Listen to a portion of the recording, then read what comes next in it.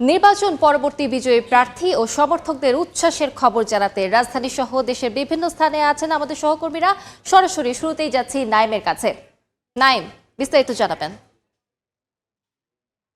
বাংলাদেশ জাতীয়তাবাদী দল বিএনপি এই দলটি সবশেষ সংসদ নির্বাচনে জয়লাভ করেছিল 2001 সালে। এরপর 2006 সালে সরকারের ক্ষমতার মেয়াদ শেষ হওয়ার পর গত 20 বছর যাবৎ এই দলটি ক্ষমতার বাইরে ছিল। তবে 2026 সালের এই যে ত্রয়োদশ সংসদ জাতীয় নির্বাচন, যেটি গতকাল অনুষ্ঠিত হয়েছে, এই নির্বাচনে কিন্তু নিরঙ্কুশ সংখ্যাগরিষ্ঠতা নিয়ে পাশ করেছে বিএনপি। এরপর এখন এই দলটি প্রস্তুতি নিচ্ছে সরকার গঠনের। এই যখন অবস্থা, তখন স্বাভাবিকভাবেই এই দলের বিজয় উল্লাস বা বাঁধভাঙা উচ্ছ্বাসে ফেটে পড়ার কথা ছিল, কিন্তু তেমনটা কিন্তু ঘটেনি। বরং বিএনপি চেয়ারম্যান তারেক রহমান গতকালকে বিজয়ের যেই প্রাথমিক বার্তা, সেই বার্তা হিসেবে তার দলের নেতাকর্মীদেরকে জানিয়েছেন যে তারা যেন বিজয় উল্লাস না করে, কোনো ধরনের মিছিল সমাবেশ না করে। তারা তার নেতাকর্মীদের উদ্দেশ্যে তারেক রহমান বলেছেন যে আজ যেহেতু শুক্রবার ছিল, শুক্রবারে বিভিন্ন দেশের মসজিদে তারা যেন বিভিন্ন দোয়া মাহফিলের মাধ্যমে এই বিজয় উদযাপন করে। দলের নেতাকর্মীরা কিন্তু সেটাই করেছেন। আমরা এই মুহূর্তে দাঁড়িয়ে আছি বাংলাদেশ জাতীয়তাবাদী দল বিএনপির নয়াপল্টনের কেন্দ্রীয় কার্যালয়ের সামনে। আপনারা দর্শক দেখতে পাচ্ছেন যে এই কার্যালয়ে অন্যান্য দিন নেতাকর্মীদের যে পরিমাণের ভিড় থাকে, আজকে কিন্তু সেই পরিমাণের ভিড় চোখে পড়ছে না। বরং আমরা আজকে সকাল থেকেই দেখেছি যে এখানে গুটি কয়েকজন নেতাকর্মী বা যারা ঢাকা শহর অবস্থান করছেন, তারা এখানে আসছেন, এসে তাদের যে পরিচিত নেতাকর্মীরা রয়েছেন তাদের সঙ্গে সৌজন্য সাক্ষাৎ শেষে আবার চলে যাচ্ছেন। কিন্তু এখান থেকে কিন্তু কোনো ধরনের বিজয় উল্লাস বা বিজয় উদযাপন করা হয়নি। বরঞ্চ নেতাকর্মীদের প্রতি তারেক রহমানের যে বার্তাটা ছিল যে তাদের বিজয় উল্লাসের থেকেও বেশি গুরুত্বপূর্ণ সাধারণ জনগণের প্রতি তাদের যে দায়িত্ব, সেই দায়িত্বটা যেন তারা সঠিকভাবে পালন করে। এখনও পর্যন্ত কিন্তু নেতাকর্মীরা তাদের সেই চেয়ারম্যানের যেই আহ্বান, সেই আহ্বানই তারা শুনেছেন।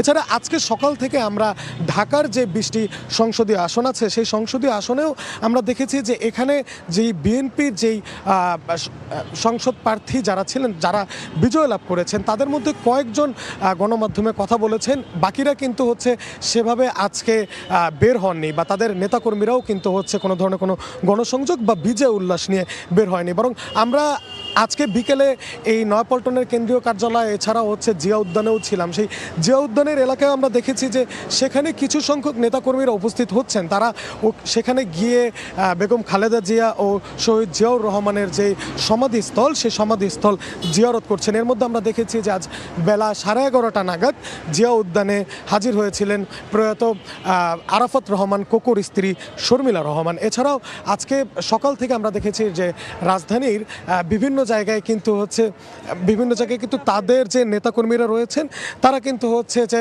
এক ধরনের যে বিজয়ের যে উৎসবের যে আমেজ, সেই আমেজটাই কিন্তু তারা উপভোগ করছেন। তো এই ছিল আমার কাছে রাজধানীর নয়াপল্টনের বিএনপির কেন্দ্রীয় কার্যালয় থেকে সর্বশেষ তথ্য। এই মুহূর্তে আমরা চলে যাচ্ছি নোয়াখালীতে, সেখানে রয়েছে আমাদের সহকর্মী আতার কাউসার। 5 বারের মতো সংসদ সদস্য নির্বাচিত হলেন বরকতুল্লাহ বুলু, যিনি নোয়াখালী 3 আসনের অত্যন্ত জনপ্রিয় একজন নেতা, এবং এ নিয়ে 5ম বারের মতন তিনি সংসদ সদস্য নির্বাচিত হয়। খুব স্বাভাবিকভাবেই তার যে নেতাকর্মীরা রয়েছেন, তার যারা সমর্থক রয়েছেন, যারা তাকে ভালোবাসে, তাদের মধ্যে কিন্তু উচ্ছ্বাসের এবং উৎসাহ উদ্দীপনার কোনো কমতি নেই। এবং একটি বিষয়, যেই তিনি সংসদ সদস্য নির্বাচিত হয়, যেমন তারা উৎসাহী হয়েছেন এবং তাদের মধ্যে যথেষ্ট উৎসাহ কাজ করছে, উচ্ছ্বাস কাজ করছে, একই সাথে তাদের মাঝে এই উচ্ছ্বাস কাজ করার আরেকটি বড় কারণ যে চমৎকার একটি নির্বাচন কিন্তু অনুষ্ঠিত হয়েছে। এমন একটি নির্বাচন অনুষ্ঠিত হয়েছে যে নির্বাচন নিয়ে আসলে প্রশ্ন তোলার সুযোগ খুবই কম, এবং এখনো পর্যন্ত আমরা দেখিনি যে প্রতিদ্বন্দ্বী যে রাজনৈতিক দল তারা খুব বড় মাপে বা বড় আকারে কোনো ধরনের প্রশ্ন তুলেছেন এই নির্বাচন নিয়ে। তো যেহেতু অত্যন্ত সুষ্ঠু একটি নির্বাচন হয়েছে, এবং সেই সুষ্ঠু নির্বাচনের মাধ্যমে তাদের জনপ্রিয় নেতা, প্রাণের নেতা যিনি রয়েছেন তাদের নোয়াখালী 3 আসনে, সেই বরকতুল্লাহ বুলু, তিনি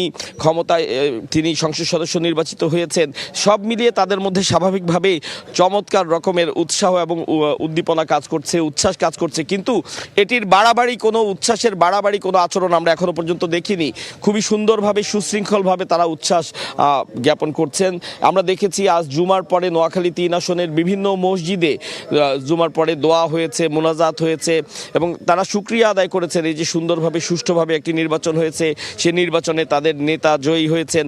এ নিয়ে আসলে বিশেষ দোয়া ও মিলাদ মাহফিল হয়েছে বিভিন্ন মসজিদে এবং আমরা দেখেছি যে শুভেচ্ছা আদান প্রদান হচ্ছে এই নেতাকর্মীদের সাথে। বরকতুল্লাহ বুলু তার শুভেচ্ছা আদান প্রদান হচ্ছে, কারণ এই যে বরকতুল্লাহ বুলু তিনি সংসদ সদস্য নির্বাচিত হয়েছেন, এই জন্য যেমন নেতাকর্মীরা তাকে শুভেচ্ছা দিচ্ছেন, তিনিও কিন্তু নেতাকর্মীদের এবং সমর্থকদের শুভেচ্ছা জানাচ্ছেন, কারণ নেতাকর্মী এবং সমর্থকদের অক্লান্ত পরিশ্রমের ফল কিন্তু গতকালকের এই বিজয়। তো এই বিজয় তারা উদযাপন করছেন এবং একই সাথে তাদের উপর যে দায়িত্ব, বিশেষ করে বরকতুল্লাহ বুলু তিনি মনে করছেন যে জনগণের যে দায়িত্ব তার উপরে অর্পণ করা হয়েছে, এটি আসলে কত সুন্দরভাবে তিনি দায়িত্ব পালন করবেন সেটি এখন তার অন্যতম বড় লক্ষ্য।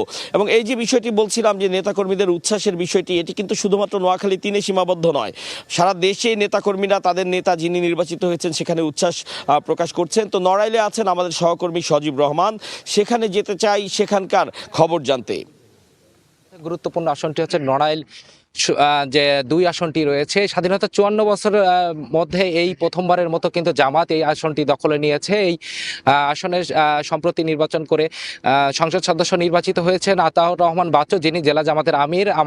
সকাল থেকে দেখতে পাচ্ছি নির্বাচনের পরদিনই কিন্তু তিনি কিন্তু এই জনগণের ভোটে নির্বাচিত হওয়ার পর থেকে কিন্তু সকাল থেকেই তিনি জনগণের দোরগোড়ায় যাচ্ছেন এবং তাদের কুশলাদি বিনিময় করছেন এবং যে ভোটের যে কৃতজ্ঞতাবোধের জায়গাটা, সেই জায়গাটায় তিনি সবার কাছেই যাওয়ার চেষ্টা করছেন। আমরা এই মুহূর্তে আমাদের সাথে আছেন, আমরা তার প্রচারণা যে খোঁজ খবর নেওয়ার যে বহর আছে সেই বহরের সাথে যুক্ত আছি। আমরা কথা বলছি যে আতাউর রহমান বাচ্চু জনাব, তিনি আসলে আপনার এই আসন থেকে নির্বাচিত হতে পেরে আপনার কেমনটা, অনুভূতিটা কেমন এবং প্রত্যাশা এবং কাজের জায়গাটা কেমন?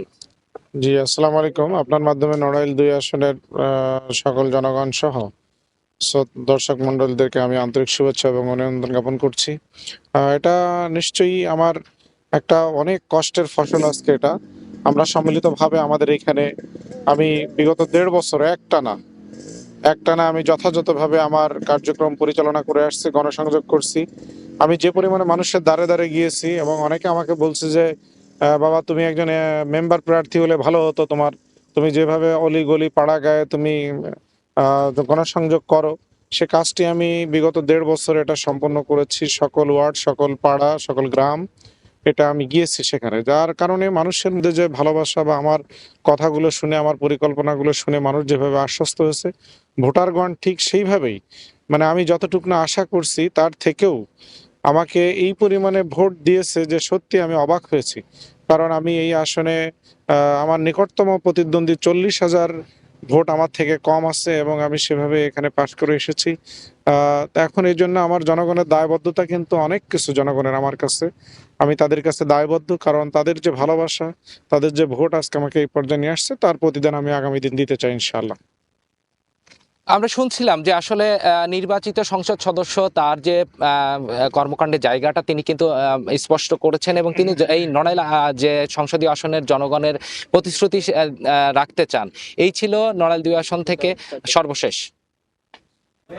আমাদের সহকর্মীরা জানাচ্ছিলেন ত্রয়োদশ জাতীয় সংসদ নির্বাচনে যারা জয়ী হয়েছেন এবং যারা সমর্থক রয়েছেন তাদের উচ্ছ্বাসের খবর।